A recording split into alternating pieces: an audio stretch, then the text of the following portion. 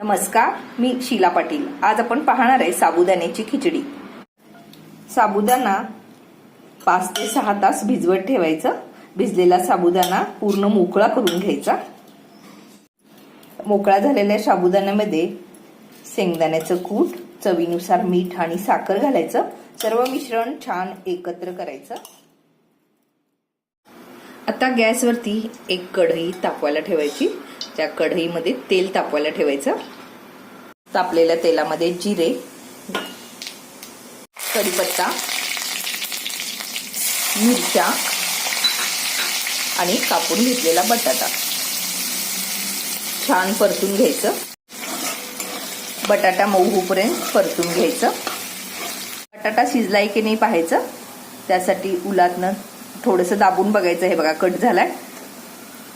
बटाटा छान शिजलेला आहे। त्यामध्ये आता आपण साबुदाणा घालायचा आहे।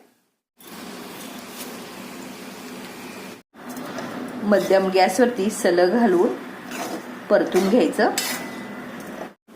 थोडा वेळ परतल्यानंतर त्यावरती झाकण ठेवायचं आणि एक वाफ काढायची। 1 मिनिटाची वाफ निघाल्यानंतर झाकण काढून सर्व मिश्रण परत छान खालीवर हलवून घ्यायचं। हे बघा, मस्त आपलं साबुदाण्याची खिचडी आता तयार झाली आहे। त्यामध्ये आता आपण लिंबू पिळायचं। आता कोथिंबीर घालायचं। सर्व मिश्रण छान परतून घ्यायचं। आता ह्या स्टेजला गॅस बंद करायचा।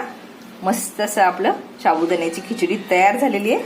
तुम्ही या पद्धतीनं साबुदाण्याची खिचडी करून पहा आणि त्याच्या प्रतिक्रिया द्यायला विसरू नका। रेसिपी आवडली तर लाईक, शेअर, कमेंट करा आणि फॉलो करायला विसरू नका। धन्यवाद।